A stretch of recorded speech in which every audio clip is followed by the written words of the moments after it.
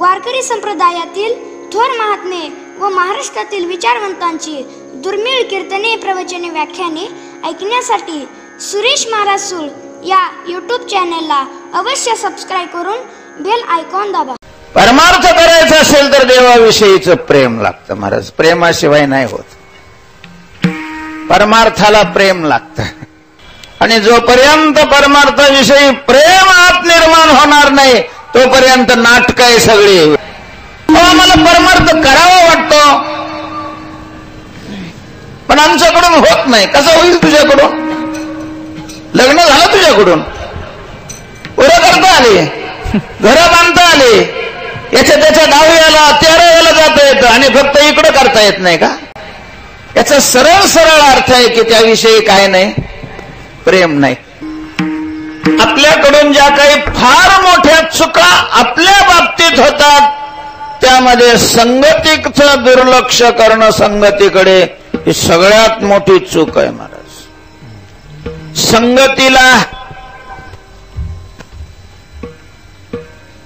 संगतीकडे दुर्लक्ष करणारा मनुष्य जीवनात सफल नाही होत. परंतु एका ठिकाणी असं म्हटलेलं आहे, पतन उद्धार संघाचा महिमा. तुमचं पतन होत असेल तर तोही संगतीचा परिणाम आहे आणि तुमचा उद्धार होत असेल तर तोही संगतीचा परिणाम आहे. महापापाचे कोणते 5 प्रकार येतो तर त्यामध्ये असं म्हटलेलं आहे, ब्रह्महत्या, माणसाची हत्या करणं महापाप.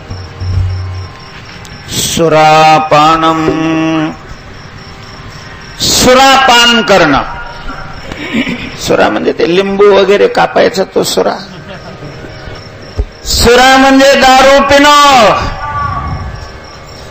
धर्मशास्त्रामध्ये मान्य असेल आपल्याला पाप तर ऐका, नसेल तर काही अडचण नाहीये. उताना नाचा, तुमच्या बापाला त्याचं फल भोगावं लागेल.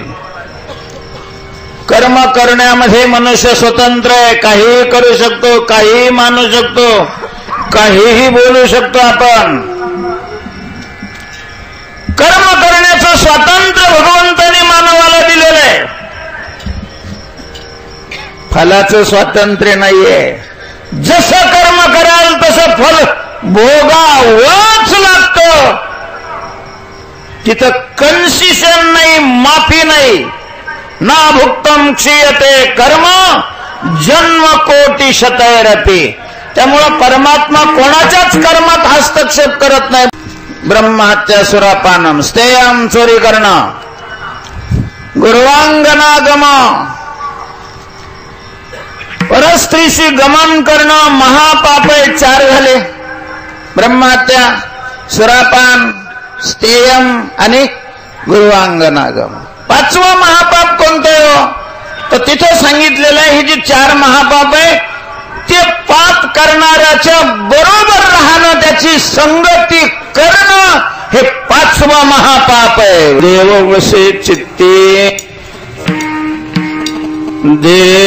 वसे चित्ते त्याची घडावी संगती, ऐसे आवडते मना. देवा पुरवावी वासना, हरिजन सवे भेटी, नहो अंग संग तुटी, ऐसे आवडते मना. देवा पुरवावी वासना. तुका म्हणे जिने भले संत संघष्टने, ऐसे आवडते मना. देवा पुरवावी वासना. श्रीमंत श्री जगद्गुरु तुकोबाराय या अभंगातून पांडुरंगाकडे मागणी करतात. विठ्ठल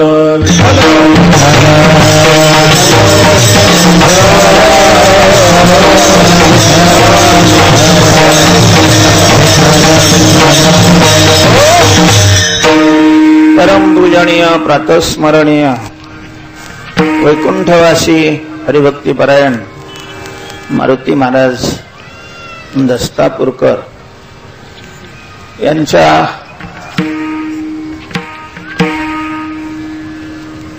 जयंती निमित्ताने हा उत्सव सुरू आणि शेवटच्या दिवशी देवाकडे मागणी करावी, मागणी पर अभंग कीर्तनाला घ्यावा अशी वारकऱ्यामध्ये एक लिखित प्रथा आहे. या प्रथेला अनुसरून देवाकडे मागणी करणारा हा अभंग घेतलेला आहे.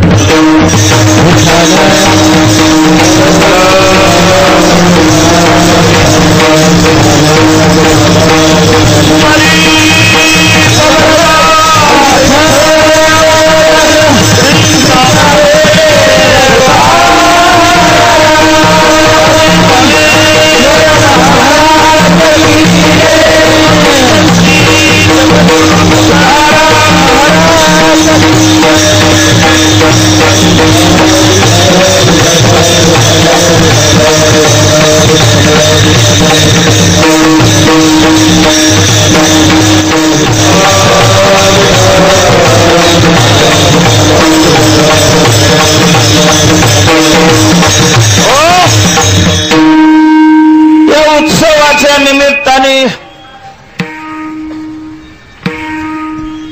कमी अधिक प्रमाणामध्ये भगवंताची सेवा सर्वांनी केलेली आहे. आणि मग देवाची सेवा केल्यानंतर देवाकडे मागण्याचा नैतिक अधिकार प्राप्त होतो. मग काही न करता लोक मागायला तयार असतात.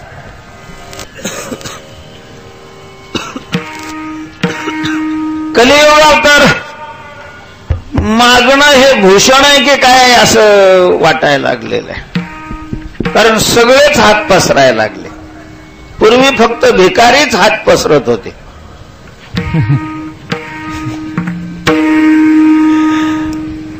असं म्हणायची वेळ आली की सगळे भिकारी झाले का काय? विठ्ठल विठ्ठल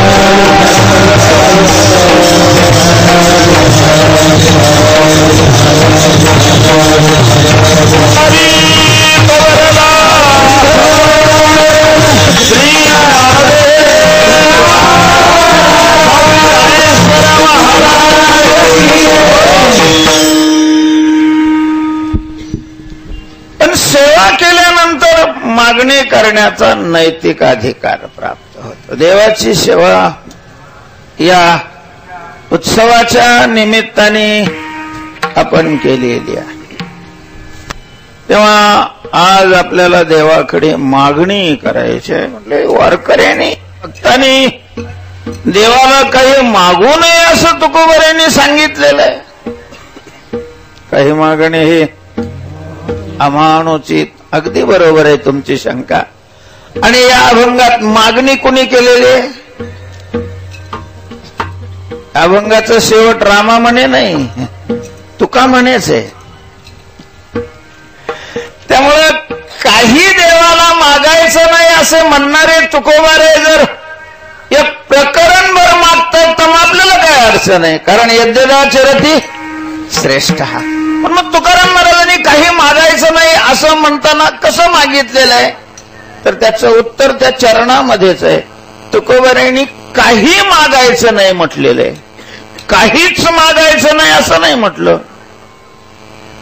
काही न मागणं वेगळं आणि काहीच न मागणं वेगळं नाही का? ज्याला आपली दया येते, ज्याला प्रामाणिकपणे आपलं चांगलं व्हावं वाटतं, त्यांनी चांगलं होण्याकरता चांगलं करावं लागतं. वाईट करू नये.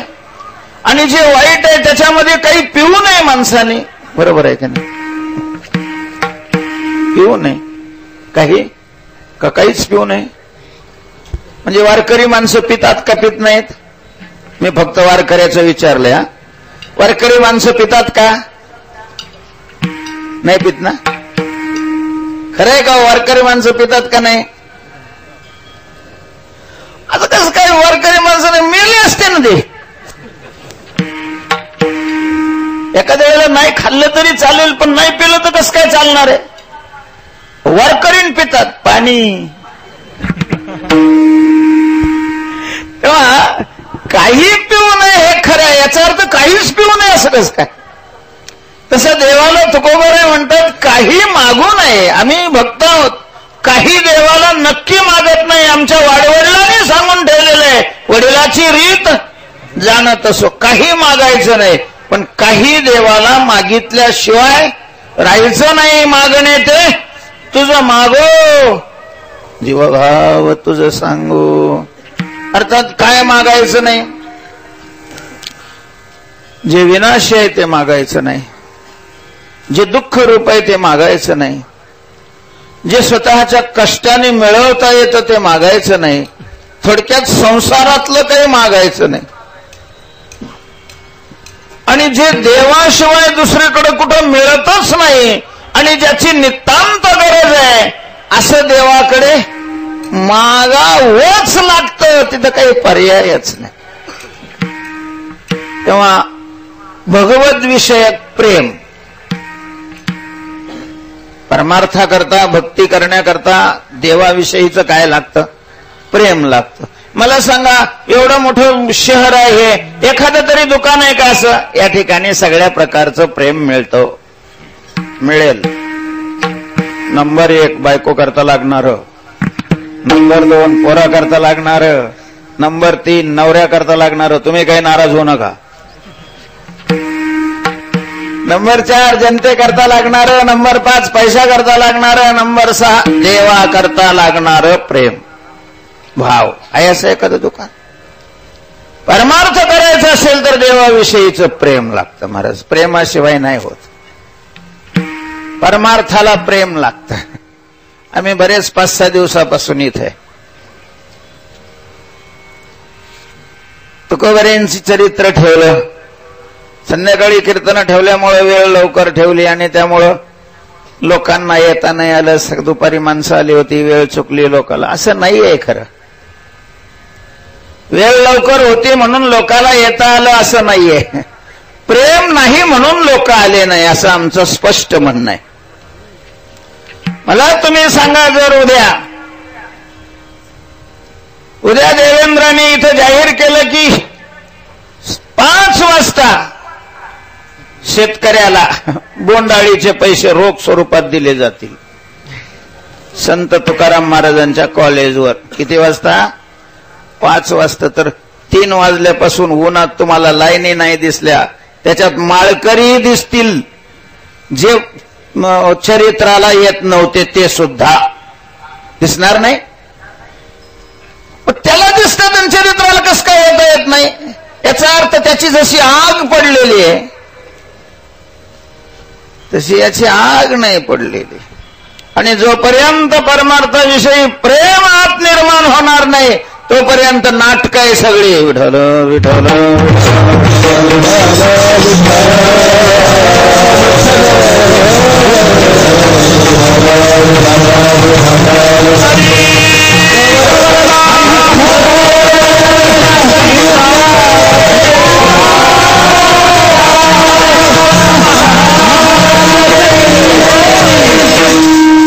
मला परमार्थ करावा वाटतो पण आमच्याकडून होत नाही. कसं होईल तुझ्याकडून? लग्न झालं तुझ्याकडून, पोरं करता आले, घरं बांधता आले, याच्या त्याच्या 10व्याला 13व्याला जाता येतं आणि फक्त इकडं करता येत नाही का? याचा सरळ सरळ अर्थ आहे की त्याविषयी काय नाही, प्रेम नाही. बरं, त्याचा आव आणून नाहीचा, ते स्वयंभू अंतःकरणामध्ये प्रगट व्हावं लागतं. आणि अशा प्रकारचं प्रेम देवाशिवाय दुसरं कुणी देतच नाही. प्रेम देवाचे हे देणे. अरे देवाचे हे देणे, देवा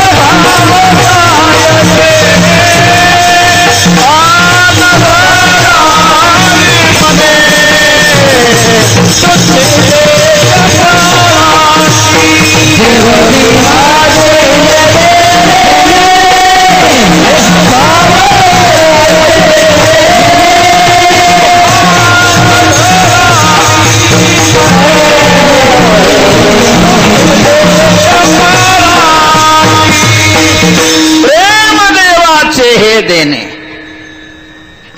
पुंडलिकाच्या भावार्था गोकुळी होऊन झाला येता निज प्रेम भक्ती भक्ता घ्या घ्या आता म्हणत असे. म्हणून सगळ्या संतांनी सगळ्या भक्तांनी देवाकडे प्रेमाची मागणी केलेली आहे. सगळेच प्रेम सुख देई प्रेम सुख देई करुणी उचित प्रेमधारी हृदयात प्रेम प्रेमधारी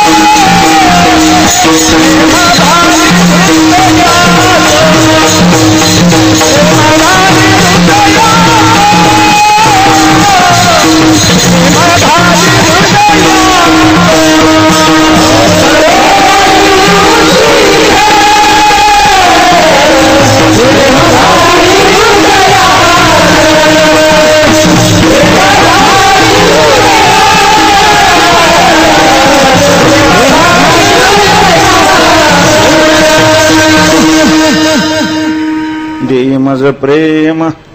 अनेक अशा प्रकारची प्रमाण आहेत. भक्ती करता प्रेम आवश्यक आहे. भक्ती करण्याकरता कीर्तन करता येणं आवश्यक नाही. कीर्तन करता नाही आलं तरी भक्ती करता येते आणि कीर्तन करता आलं तरी भक्ती करता नाही येत. जर प्रेम नसेल तर ते प्रेम कोणाविषयीचं पाकिटाविषयीचं नाही, देवाविषयीच. देवाविषयीचं प्रेम नसेल तर कीर्तन करता आलं तरी भक्ती नाही करता येणार. वाजवता नाही आलं तर भक्ती करता येत नाही असं नाही, पण प्रेम नसेल तर भक्ती नाही होत, होतच नाही भक्ती. त्याला प्रेम लागतच महाराज. म्हणून मागणीचा निषेध करणाऱ्या तुकोबाऱ्यासारख्यांना सुद्धा ठाकलोसे द्वारी उभा याचक भिकारी मज प्रेम काही देव असं म्हणावं लागलं. प्रेम देवाकडेच मिळतं. भक्ती करण्याकरता वैराग्य लागतं. विषयाविषयीची आवड जोपर्यंत अंतःकरणात आहे तोपर्यंत खरी भक्ती होत नाही. वैराग्य म्हणजेच विषयाविषयीची अनावड.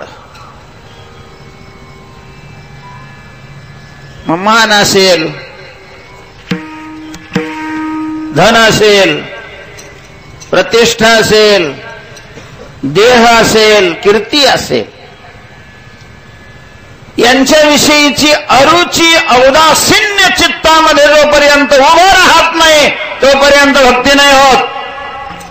आणि हे वैराग्य सुद्धा कोण देतं? देवच देत. देवच देत. वैराग्य सिद्धी देजे बसायतया परमपद बळ वैराग्याचे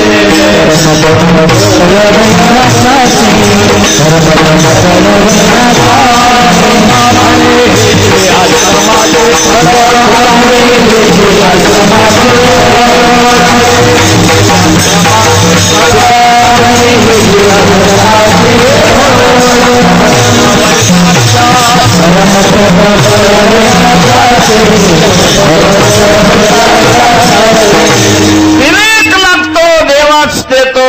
भक्ती करण्याकरता मानव देह लागतो, मानव देहात आयुष्य लागतं. मानव देहाच्या आयुष्यामध्ये भक्ती करण्याची बुद्धी निर्माण व्हावी लागते. आणि या सगळ्या गोष्टी देव देतो. देवाकडे याची मागणी करावी लागते. आणि या सगळ्यामध्ये भक्ती करता अत्यंत अत्यंत महत्वाचा घटक जर काही असेल तर संताची संगती आहे. सत्संगती हा अत्यंत महत्वाचा घटक आहे. भक्ती करण्याकरता संतांची संगती लागते आणि संतांची संगतीही देवाच्या कृपेशिवाय प्राप्त नाही. तरी जगजेठी करुणा केली बहु अवघड आहे संत भेटी. परमार्थाची सुरुवात संत संघापासून होते आणि परमार्थाचा शेवटही संतांच्या संगतीतच अशा प्रकारचा घडतो. त्यामुळे परमार्थामध्ये सगळ्यात महत्वाचे संतांची संगती. म्हणून देवाला काही मागायचं नाही, संसारातलं मागायचं नाही. आणि देवाला मागायचं ते परमार्थातलं. मग त्याच्यात प्रेम असेल, त्याच्यात वैराग्य असेल, त्याच्यात सत्संगती असेल. तो संगती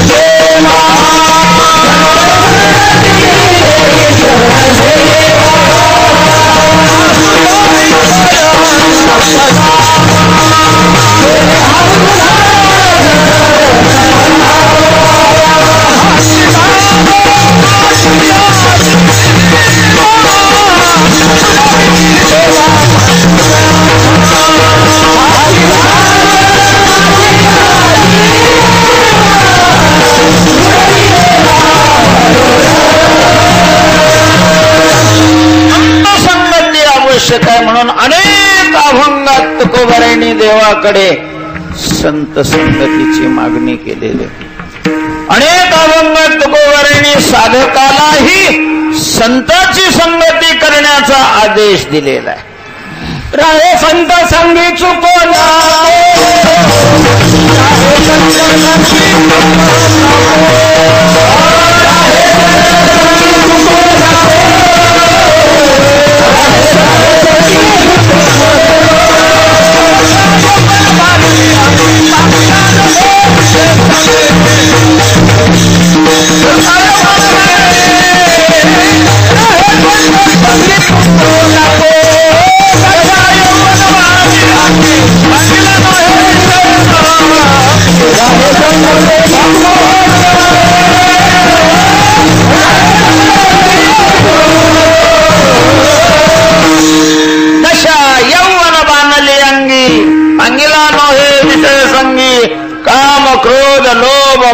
त्यागी राहे संत संगी चुको नको. एवढं काय म्हटलं संतांच्या संगतीचं? संतांच्या संगतीच सगळं काही आहे. संगती हा घटक अधःपतन ऊर्ध्वगमन या दृष्टीनं अत्यंत महत्वाचा आहे. आपल्याकडून ज्या काही फार मोठ्या चुका आपल्या बाबतीत होतात त्यामध्ये संगतीचं दुर्लक्ष करणं संगतीकडे ही सगळ्यात मोठी चूक आहे महाराज.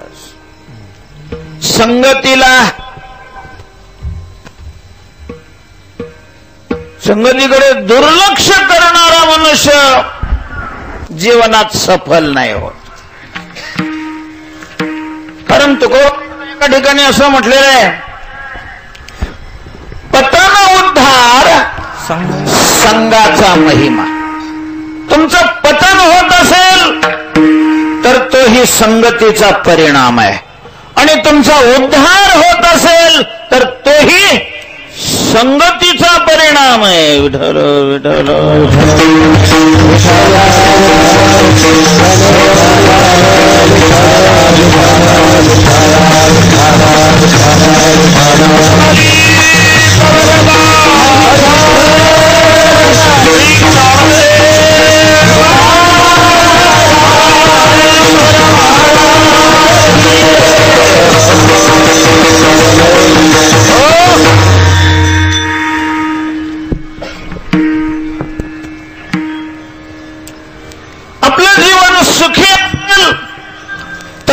कारण ही संगती आहे आणि आपण सतत हळहळ करत असू तर त्याचं कारणही संगती आहे. लक्षात ठेवा, संगती अत्यंत महत्वाचा घटक. महाराज, संगती जडावर परिणाम करते, चेतनावर करेल याच्यात काय विशेष आहे? आपल्याकडे एक म्हण आहे महाराज, म्हणी सामान्य आहेत पण त्याचा भाव सामान्य नाही. आपल्याकडे म्हण आहे, ढवळ्या शेजारी पवळा बांधला, हे सामान्य म्हण आहे. ढवळा म्हणजे पांढरा बैल, त्याला शिंग मारायची सवय होती जवळ माणूस आला की, आणि त्याच्या शेजारी पवळ्या गरीब, पण तू त्याच्या शेजारी बांधला. 1-2 दिवस झाले की तोही लागला मान हलवायला. म्हणजे एवढा गरीब होता, तो संगतीत कोणाच्या गेला हा प्रश्न. जनावरावर सुद्धा संगतीचा परिणाम होतो. तुकोबारायांनी जे उदाहरण दिलेलं आहे ते चेतनाचं नाही, जडाचं. ढेकळाचा संगे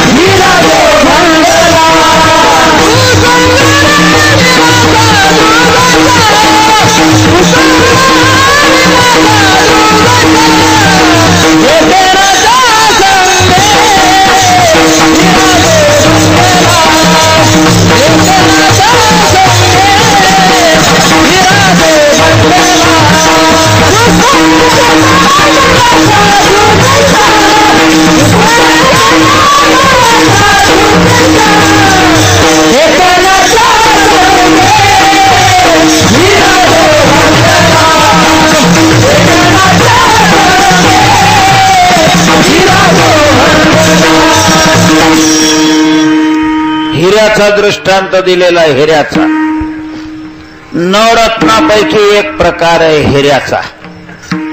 फार मोठी किंमत असते त्याची. त्याचा भाव कॅरेटवर असतो, कॅरेटवर, किलोवर नाही. कॅरेट मला बी नाही माहिती, कारण आपला ते हिऱ्याचा जास्त कधी संबंधच येत नाही. आपल्याला हिरे भेटतात ते दुसरेच, संध्याकाळच्या वेळेला रोडवर. आपला संबंध या हिऱ्याशीच जास्त राहतो, त्या हिऱ्याशी. तर त्या हिऱ्याचा विशेष तो एवढा कठीण असतो. सुरीच्या टोकाला जर एवढं हिऱ्याचं हे लावलं, नुसतं असं ओढलं की काचर चिरते. खऱ्या हिऱ्याची पारख करायची असेल तर तुकोबारायांनी म्हटलेलं आहे, हिरा ठेविता एरणी वाचे मारी साजे घरी जीवन पाले खरा वराणीचा होय सुरा. हिरा ठेविता एरणी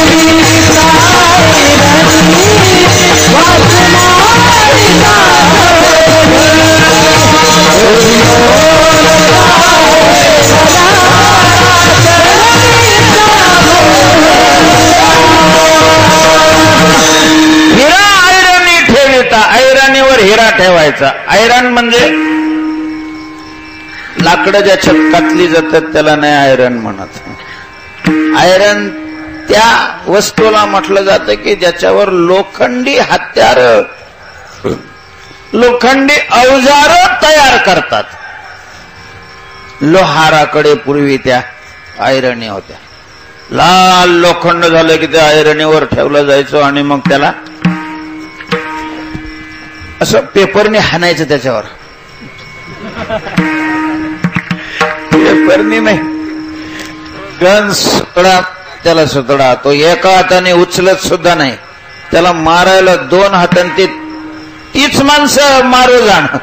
तुमच्या आमच्या हातात दिलं तर नडगीच फोडून टाकू आपण, आपली स्वतःची, दुसऱ्याची नाही. असं फिरवून असं दम दिसे मारला की ते सर सर सर अशा प्रकारचं लांबलं जात. अशा ऐरणीवर हिरा ठेवलेला आहे आणि घणाने वरून टोला मारला, त्या ऐरणीत हिरा, पण तो फुटत नाही. नाही फुटला समजायचा तो काय आहे? खरा आहे. खरा तोची मोल पावे खरा, तो खरा मोल पावे. जर तो डुप्लिकेट असेल तर चोरा होईल, करणीचा चोरा होय, तोची मोल पावे असा हिरा. पण जर त्या हिऱ्याच्या संगतीमध्ये ढेकून आला किंवा ढेकणाच्या संगतीत हिरा गेला, पण हिरा जड आहे, ढेकणच चेतन आहे, त्यामुळं हिऱ्याच्या जवळ ढेकण आला आणि 1-2 दिवस त्याच्या जवळ जर वास्तव्य केलं रे केलं तर महाराज त्याला घन नाही, त्याला नुसतं हात लावला की त्याचा चुरा होता. संगतीचा परिणाम. नुसत्या संगतीत जर हिरा ढेकणाच्या गेला तर त्याचा चुरा होतो, आपोआप चुरा होतो. असा संगतीचा जडावर परिणाम होतो. आपण चेतन आहात, सावधान. खरीच आपली जर दया येत असेल, प्रामाणिकपणे आपलं चांगलं व्हावं असं वाटत असेल, असं नाही दिसत की माणसाला त्याचं चांगलं व्हावं वाटतंय. एकतर चांगलं काय आणि वाईट काय हे कळण्या एवढी अक्कल नाही. ज्यांना कळतंय त्यांच्याकडे जाण्याची, ज्याने इतकं पुण्य नाहीये, स्वतःला फाजील शहाणे समजणारे समाजामध्ये, त्यातले त्यात मराठवाड्यात गुडघ्याला अक्कल असणारे लईच आहेत.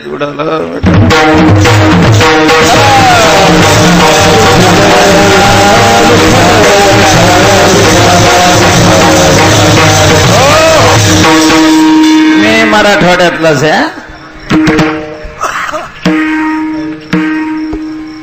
काय करता, एक वेळ अशी होती की महाराज मराठवाडा म्हणजे भक्तीचा मळा या ठिकाणी बहारत होता. अजूनही पंढरपूरला जास्त मठ कुठले? मराठवाड्यातले. समाज मराठवाड्यातला जास्त आहे आणि आज परिस्थिती अत्यंत दयनीय वाईट अशा प्रकारची झाली. त्या कोकणामध्ये मासे खाणारे लोक आज वारकरी झालेले आणि सुंदर परमार्थ करतात आणि आपल्याकडे चोळणे घालून नुसते तमाशे करू राहिले. विठाला विठाला.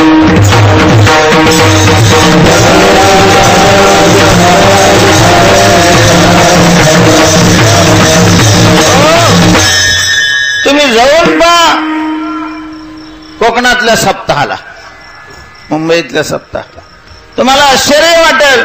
तिथं कीर्तनाला ऐकायला येणारा माणूस सुद्धा धोतर आणि टोपी घालून येतो.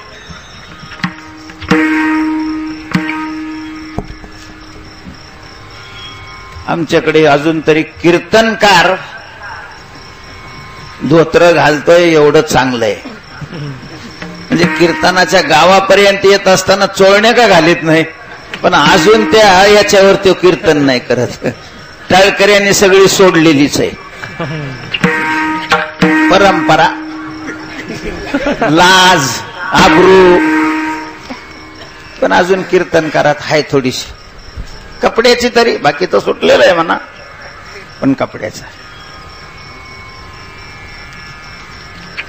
विठाल विठाल.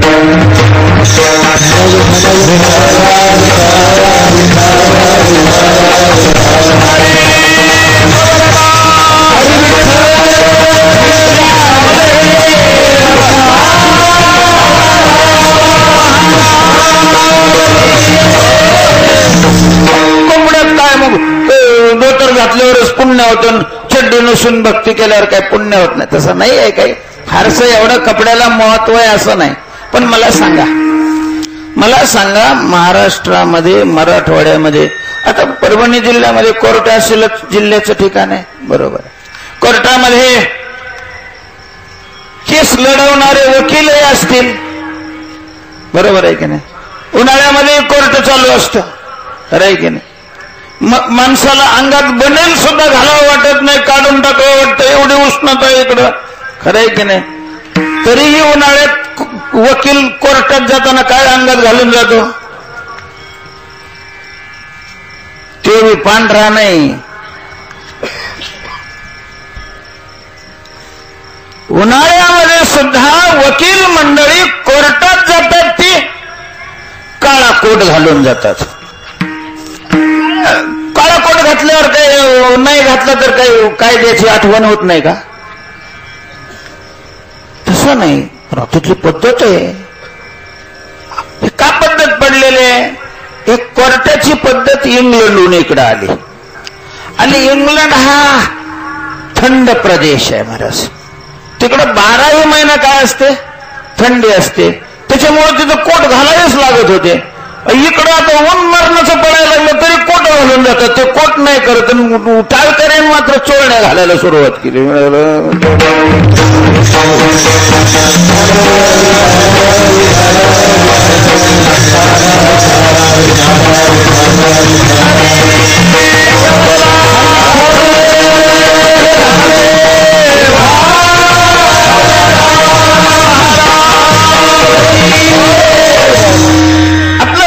संगतीचा चालू होता.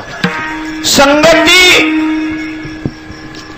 हे उद्धार आणि पतनाला कशी कारणीभूत होते? संगतीचा परिणाम जडावर कसा होतो? जर जडावर होतो तर चेतनावर का नाही होणार?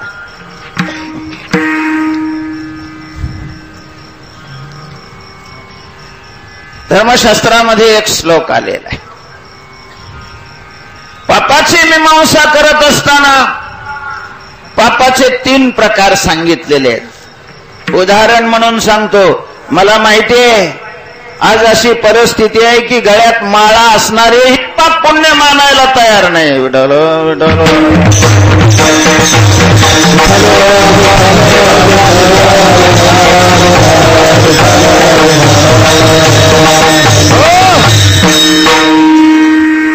पण तरीही कीर्तन आहे. कीर्तनाची परंपरा संतांची आहे आणि संत हे पाप पुण्य मानणारे आहेत. तर त्या पापाचे 3 प्रकार केलेले आहेत. उपपाप, पाप आणि महापाप. जसे नोटाचे प्रकार आहे ना, 2000ची नोट, 500ची नोट, 100ची नोट, तसे पापाचे प्रकार आहेत. महापाप, पाप आणि उपपाप. त्या महापापाचे 5 प्रकार सांगितलेले आहेत. पंचमहापातकी. पंचमहापातकी महापापाचे कोणते 5 प्रकार आहेत? तर त्यामध्ये असं म्हटलेलं आहे. ब्रह्महत्या, ब्रह्महत्या, माणसाची हत्या करणं महापाप. सुरापानम, सुरापान करणं. सुरा म्हणजे ते लिंबू वगैरे कापायचा तो सुरा. सुरा म्हणजे दारू पिणं. धर्मशास्त्रामध्ये मान्य असेल आपल्याला पाप तर ऐका, नसेल तर काही अडचण नाहीये. उताना नाचा, तुमच्या बापाला त्याचं फल भोगावं लागेल. कर्म करण्यामध्ये मनुष्य स्वतंत्र आहे. काहीही करू शकतो, काहीही मानू शकतो, काहीही बोलू शकतो. आपण कर्म करण्याचं स्वातंत्र्य भगवंताने मानवाला दिलेलं आहे. फलाचं स्वातंत्र्य नाहीये. जसं कर्म कराल तसं फल भोगावंच लागतं. तिथं कन्सेशन नाही, माफी नाही. ना भुक्तम क्षीयते कर्म जन्म कोटी शतैरपि. त्यामुळं परमात्मा कोणाच्याच कर्मात हस्तक्षेप करत नाही. बऱ्याच वेळेला असं वाटतं देवाला नाही दिसत का? हे सगळं दिसतंय. तो हस्तक्षेप नाही करत.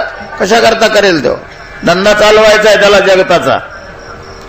महाराज कोणीच पाप नाही केली तर तो फल कोणाला देईल? जगत कस काय चालेल?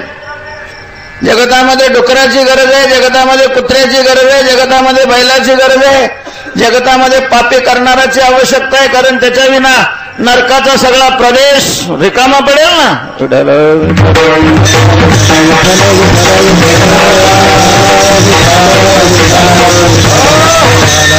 तेव्हा दारू पिणं महापाप आहे. मग ते निवडणुकीच्या टायमाला जरी पित असला तरी महापापच आहे. फुकट प्यायला मिळाली तरी महापाप आहे. आणि लायसन काढून प्याला तरीही महापाप आहे. ब्रह्महत्या सुरापानम स्तेयम चोरी करणं गुरुवांगनागम परस्त्रीशी गमन करणं महापाप आहे. 4 झाले. ब्रह्महत्या सुरापान स्तेयम आणि गुरुवांगनागम. 5वं महापाप कोणतं हो? तर तिथं सांगितलेलं आहे हे जे 4 महापाप आहे ते पाप करणाऱ्याच्या बरोबर राहणं त्याची संगती करणं हे 5वं महापाप आहे.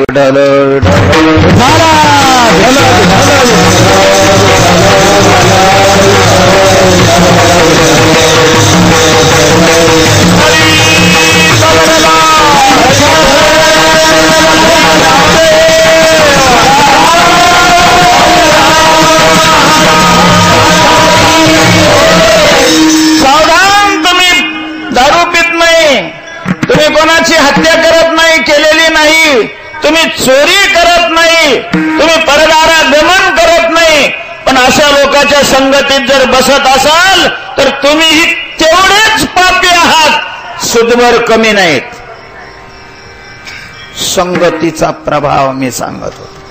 त्यामुळं जीवनात ज्याला आपलं चांगलं व्हावं असं वाटतं त्यांनी संगती करत असताना डोळ्यात तेल घातलं पाहिजे. नारद महर्षीने भक्तिसूत्र लिहिलेले आहेत. त्या भक्तिसूत्रामध्ये नारद महर्षी म्हणतात दुःसंगस सर्वथैव त्याज्यः. दुर्जनाचा संग सगळ्या प्रकारे टाळावा. दुर्जनाचा भला नवे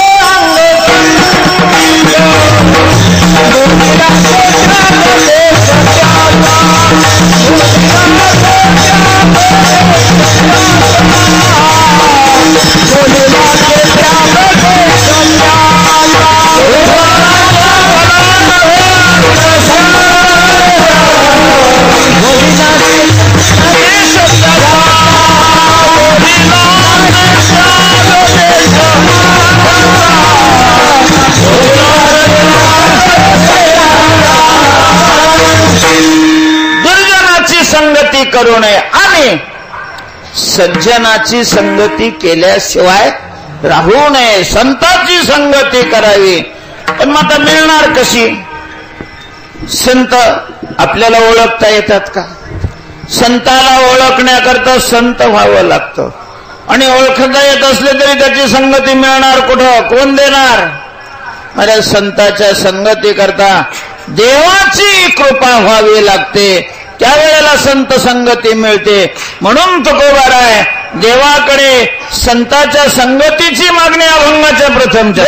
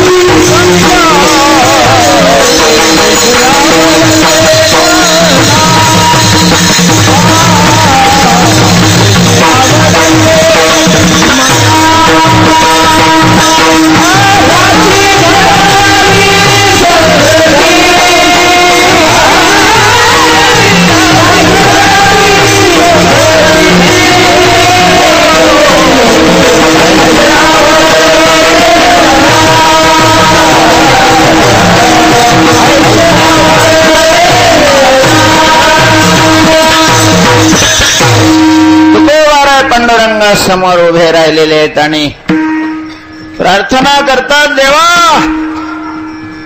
ऐसे आवडते मना, मला मनापासून अशा प्रकारचं आवडतंय आणि ही माझी इच्छा आवड तुम्ही काय करा, पूर्ण करा. काय आवडतंय?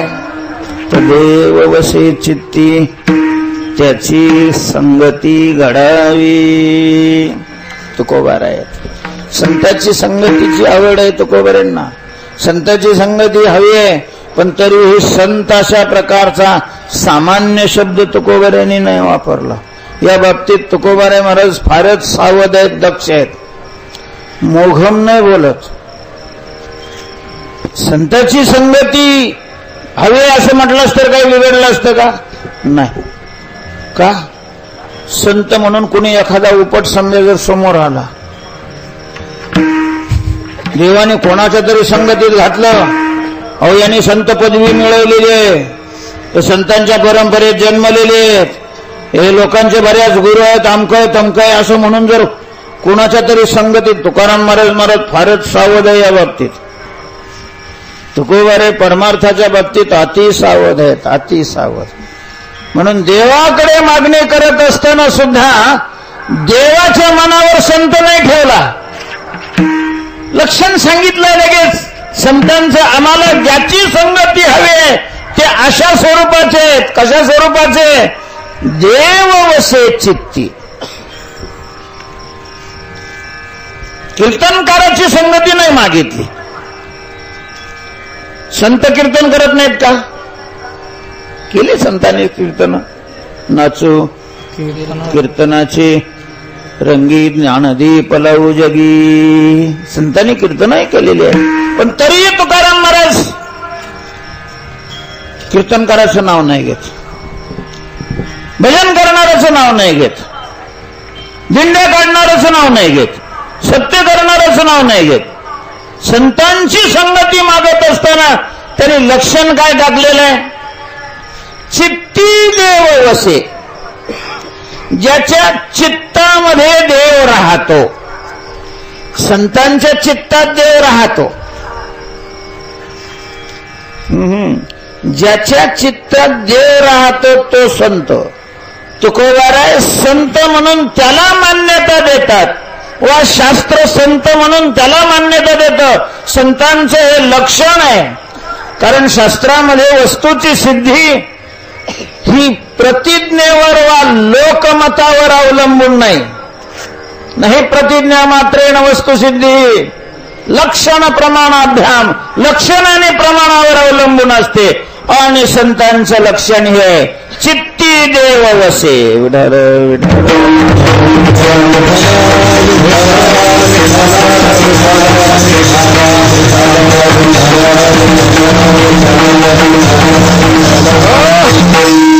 महात्मा शब्दाचं व्याख्यान करत असताना ज्ञानोबा म्हणतात, जयाचे चोखटे मानसी मी होऊन असे क्षेत्र संन्यासी. अर्जुना, ज्याच्या चित्तामध्ये मी क्षेत्र संन्यास घेऊन राहतो,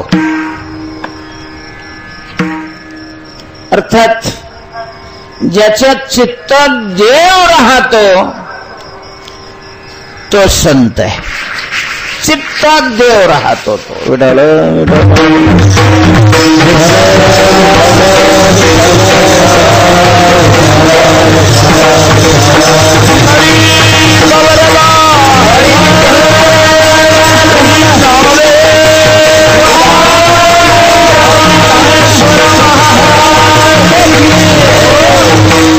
आता हे अवघडच लक्षण आहे वा. चित्तात देव राहतो. म्हणजे कसं कळणार आहे कोणाच्या चित्तात देव आहे आणि कोणाच्या चित्तात भूताळ आहे ते? कारण मुळात चित्तच दिसत नाही. जवळ बसलेला मनुष्य असला तरी त्याच्या चित्तात काय कळतं? नाही कळत. चित्तात काय कळलं असतं तर कीर्तनातल्या चपला जोडे गेलेच नसते. चित्तात काय कळलं असतं तर पाहुण्या पाहुण्यात भांडणं झाली नसती. नाही कळत महाराज. चित्तात काय आहे दुसऱ्याला नाही कळत. चित्तात काय आहे हे ज्याची त्याला कळतं आणि देवाला कळतं. तुका म्हणे हे तो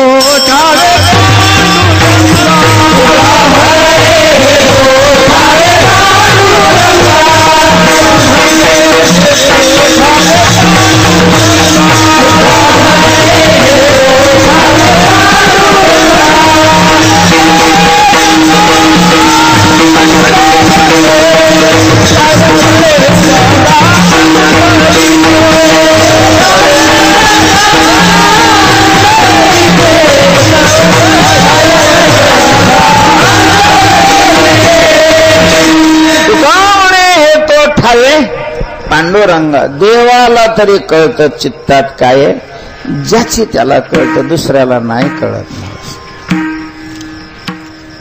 आपल्याला माळ किती मोठी आहे, बोलतो कसा, म्हणतो कसा, पंढरपूरला जातो का, कुठं जातो, बाहेरचं कळत.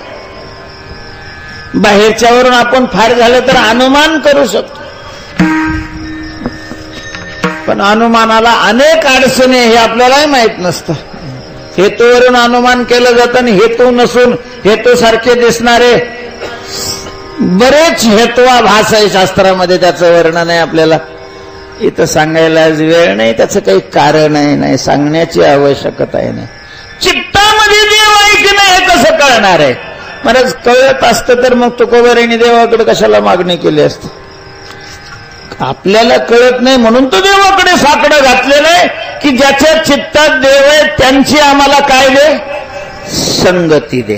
पण मात्र महात्मा होण्याकरता चित्तात देव राहावा लागतो. महात्मा संत व्हावं असं वाटत असेल तर त्याच्याकरता चित्तात देव राहील अशा प्रकारचं चित्ताचं वातावरण बनवावं लागतं. म्हणजे चित्तात देव राहण्याकरता काय करावं लागतं? चित्तात देव राहण्याकरता चित्त निर्मळ करावं लागतं. तुका म्हणे चित्त करावे निर्मळ, येऊनी गोपाळ राहे तेथे, तेथे गोपाळ येऊनी राहे. आपण चित्तात देव राहिलं तर काय फायदा आहे हो? त्या विषयाकडे तुम्ही जाऊच नका. जर चित्तात देव येऊन राहिला ना तर फायदा नाही, फायदे. चित्तात जर देव येऊन राहिला काय फायदा आहे सांगा ना? महाराज तो कृतकृत्य झाला, त्याचं जन्माला येणं सफल झाला सफल व्यापार. कोणाचा बंगला बांधला, त्याचा बंगला बांधलेला राहायची सोय होते, तेही पोराने ठेवलं तर. कारण हे बंगला बांधस्तोर म्हातारं होतं. म्हाताऱ्या माणसाचं सगळं नियंत्रण संपलेलं असतं. त्या बंगल्यात फरची चांगली असते आणि ते हे घाण करतं, त्याच्यामुळे याला मग तिकडे गोठ्यात शेतात कुठंतरी सोय केली जाते. त्याच्यामुळं बंगला ज्याने बांधलेला आहे त्याचा जन्म सफल झाला असं नाही. राहायची व्यवस्था झाली त्याची, जिवंत आहे तोपर्यंत. मेल्यावर त्याला तिथं ठेवीत बी नाही, जाळीत तर अजिबातच नाही. दुसऱ्या जन्मात तर संबंधच नाही. समजा हा मेला आणि पुढे साप झाला आणि मग आपण बांधलाय म्हणून जर त्याच्यात घुसायला लागला, ठिसतील, त्याचीच पोरं, दुसऱ्याची नाही. त्यामुळं बंगला बांधणाऱ्याचा जन्म सफल होत नाही. राहण्याच्या व्यवस्था त्या कराव्या लागतात, तो भाग वेगळा. पैसे कमावले त्यांचाही जन्म सफल नाही होत. पोरबाळ भरपूर दिलेले त्यांचेही जन्म सफल होत नाही. तसं असतं तर कुत्री आणि कोंबड्याचे केव्हा जन्म सफल झाले असते. काही संबंध नाही त्याचा. जन्म त्याचा सफल झाला ज्याने दुःखाच्या कारणासह दुःखाचा नाश केला. मानव देह दुःखावर विजय मिळवण्याकरता आपल्याला मिळालेला आहे. आयुष्याच्या साधने सच्चिदानंद आनंद पदवी घेणे, आनंदाच्या साम्राज्यावर जाऊन बसण्याकरता नरदेह आहे आणि आनंदाच्या साम्राज्यावर जाऊन बसण्याकरता दुःखावर काय मिळवावा लागतो? विजय मिळवावा लागतो. मृत्यूवर विजय मिळवावा लागतो. अज्ञानावर विजय मिळवावा लागतो. ज्याने दुःखावर विजय मिळवलेला आहे, मृत्यूवर विजय मिळवला, त्याचा जन्म सफल झाला. आणि मृत्यूवर विजय तेव्हा मिळवला जातो ज्या वेळेला आत देव येऊन राहतो. विठ्ठल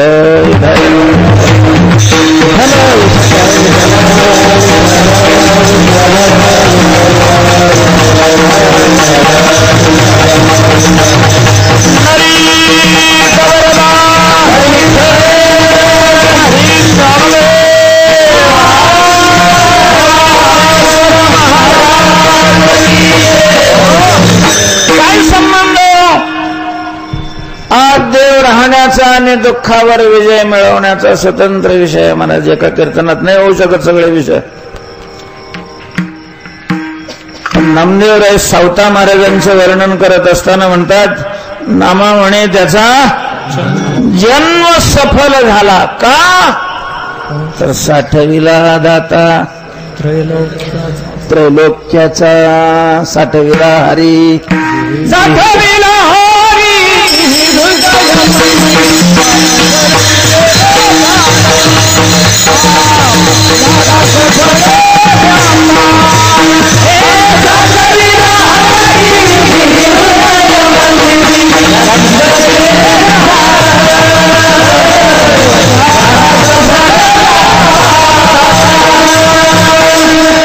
साठविला हरी जिही हृदय मंदिरी, त्याची सरली रझार. देवात साठवला गेला की कर्म संपत. विद्यते हृदय ग्रंथी छिद्यन्ते सर्व संशयाः, क्षयन्ते चास्य कर्माणि तस्मिन् दृष्टे परावरी.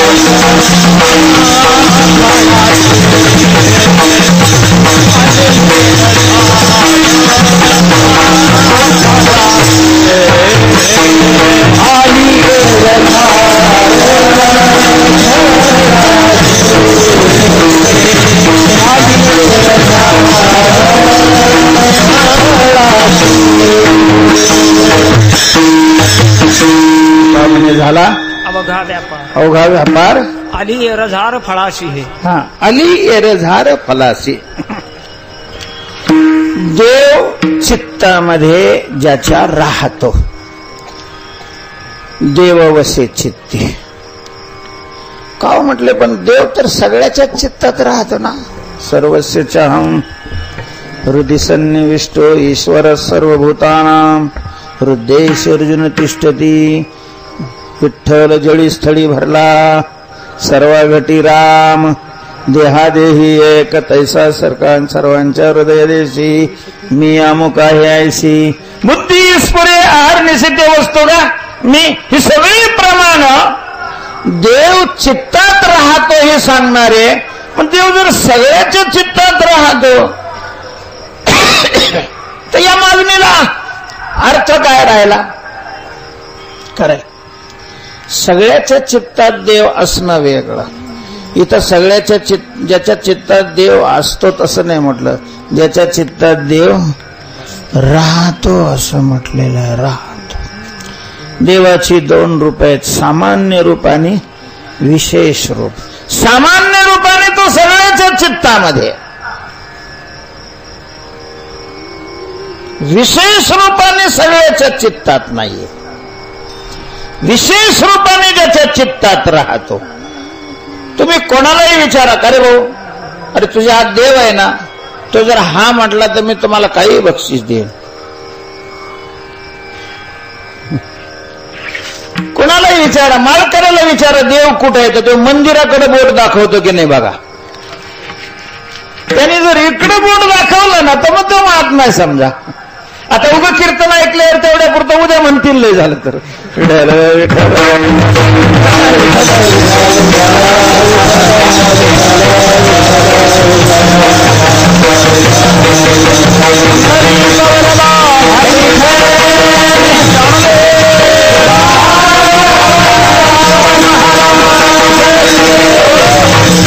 अलीकडे सगळे शेतकऱ्याची बोंब आहे विजेविषयी, लाईट विषयी. कारण यावर्षी पाऊस चांगला झालेला आहे, विहिरीत पाऊस आहे, पाणी आहे आणि शेतात देता येत नाही, लाईन टिकत नाही, लाईन टिकत नाही, त्याच्यामुळे पाणी देता येत नाही. पाणी आहे शेतकऱ्याकडं पण देता येत नाही. मी तुम्हाला विचारतो, लाईट पाण्यापासून होते की नाही? पाण्यापासून लाईट होते. मग पाण्यापासून जर लाईट निर्माण होते तर पाण्यात लाईट नाही का? नसेल तर निर्माण कशी काय होईल? मला ज्याच्यात जे नाही त्याच्यापासून ते तयार कसं काय होईल? जरी प्रयत्नाची स्तुती करत आहे ना, असं म्हटलेलं आहे की प्रयत्न करिता वाळूचे तेल गळे काढा बरं, काढा. असेल तुमच्या हिंमत मनगटात करा, काय प्रयत्न करायचं ते कारण काढा बरं. तू वाळूतून तेल बस काय निघेल त्याच्यात? नाहीच आहे. अडत नाही तर पोहऱ्यात येईल कुठून? शेंगदाणे गाळले तेल निघतं, करडी गाळल्या तेल निघतं, सोयाबीन गाळल्या तेल निघेल, सरकी गाळली तेल निघेल, कारण त्या बियामध्ये तेल आहे. तसं पाण्यापासून लाईन निर्माण होते म्हणजे पाण्यात लाईट आहे. याच्या शेतात पाणी विहिरीत आहे आणि तरी लाईट करता काय बोलतो? तर पाण्यापासूनच लाईट होत असेल तर वायर त्या पाण्यात सोडायची आणि बटन दाबायचं. लाईनीची वाट पाहायची काय गरज आहे? कारण लाईन कशापासून तयार झालेली आहे? पाण्यापासून तयार झालेली आहे. हे जरी खरं असलं तरी पाण्यात असलेली लाईन ही सामान्य रूपात आहे. जोपर्यंत वस्तू सामान्य रूपात आहे तोपर्यंत ती कार्यकारी नाही होत. कार्यकारी होण्याकरता ती काय व्हावे लागते? विशेष रूपात तिनं धारण करावं लागतं. तसं सगळ्यांच्या चित्तात देव आहे, तो सामान्य आहे, काहीच कामाचा नाही. विशेष रूपाने ज्याच्या चित्तात देव आहे आणि विशेष रूपाने चित्तात देव राहण्याकरता चित्त मोकळं करावं लागतं. म्हणलं चित्तात काय असतं? बाबा बाबा, अख्खं विश्व. चित्त हे असं कॅम्प्युटर आहे, ते डिलीट बी होत नाही मरस. अख्खं विश्व सामावलेलं आहे चित्तामध्ये, अख्खं विश्व. म्हणून तत्वज्ञानामध्ये काही दर्शनकारांनी तर जगाचं कारणच चित्त मानलेलं आहे. विठ्ठल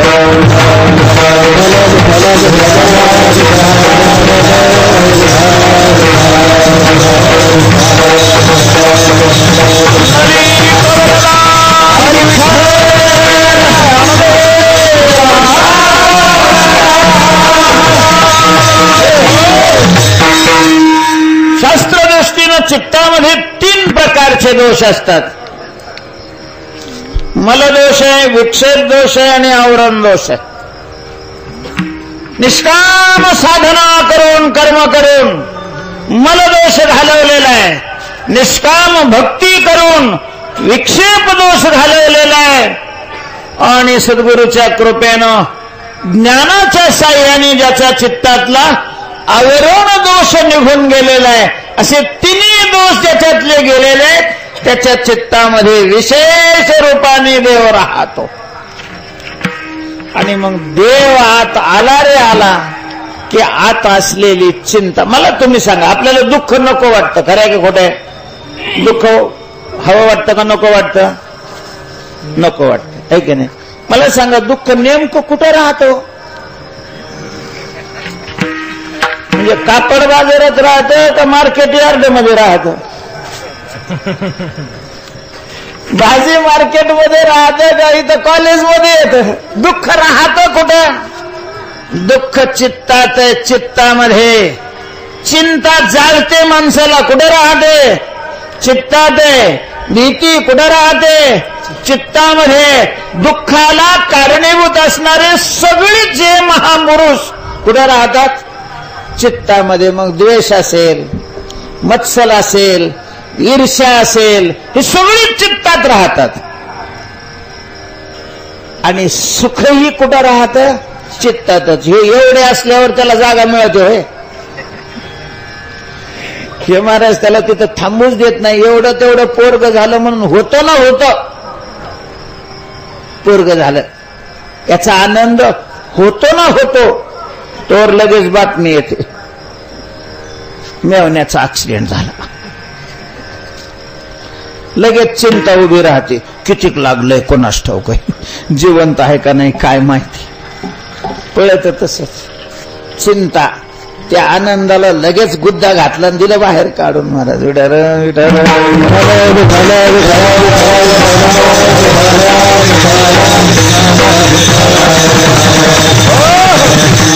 सगळी मंडळी दुःखाचे सरदार आहेत.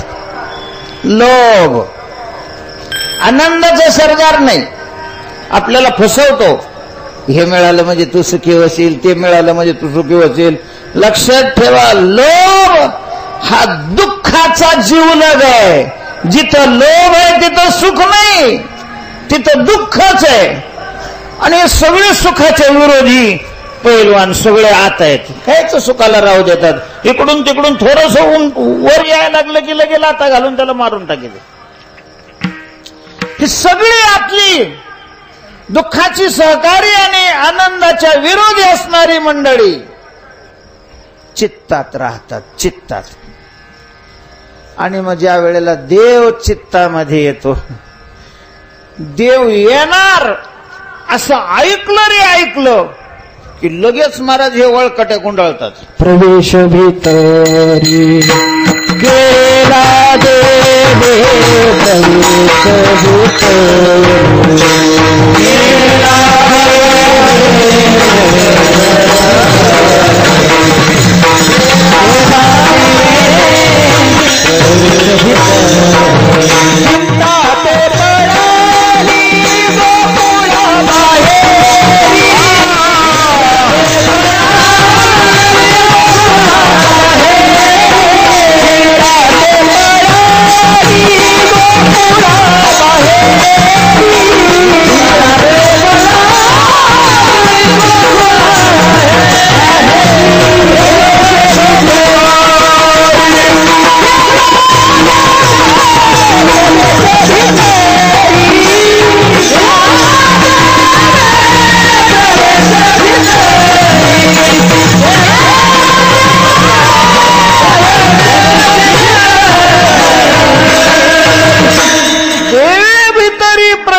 केला.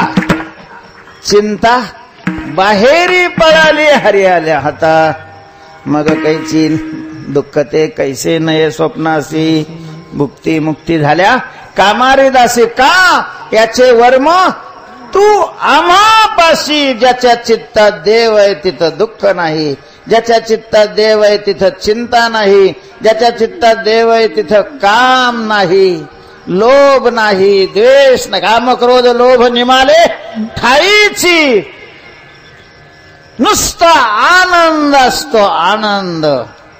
आणि म्हणून तुकोबाराय म्हणतात, देवा असा ज्याच्या चित्तात देव राहतो त्याची आम्हाला काय दे.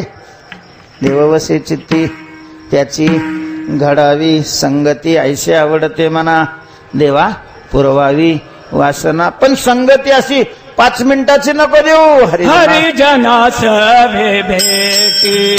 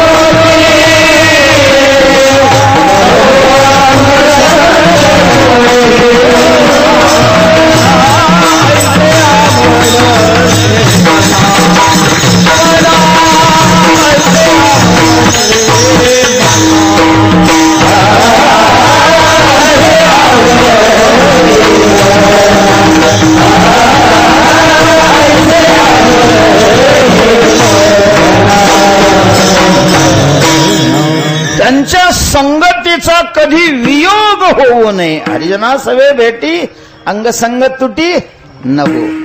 का अशी मागणी करतो आपण? त्याचं कारण शेवटच्या चरणात सांगितलं. तू का म्हणे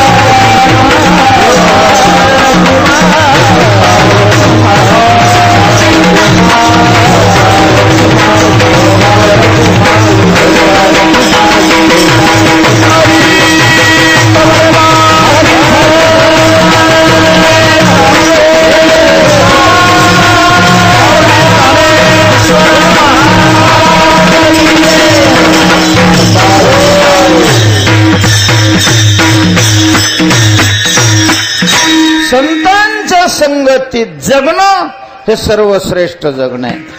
संत संगष्टने जिने भले. तुका म्हणे जिने भले संत संगष्टने. त्याचा अन्वय असा आहे की संत संगष्टने संतांच्या संगतीतलं जगणं का बरं भलं आहे ते? त्याचं कारण आहे. ऐका, पेर नाहीये, संक्षिप्त रूपात सांगतो. जेथे जावे तेथे कपाळ सरीसे. आपण कुठल्याही क्षेत्रात आणि कोणाच्याही संगतीत गेलो तरी प्रारब्धाचं फल चुकत नाही. प्रारब्ध भोगावं लागतं. पण जर संतांच्या संगतीत गेलो तर मात्र लाभतो विशेषे संत संगे. म्हणले मग संतांच्या संगतीत प्रारब्ध त्याची कामं करतच राहतं. प्रारब्ध परिस्थिती येऊन शरीरावर आदळतं.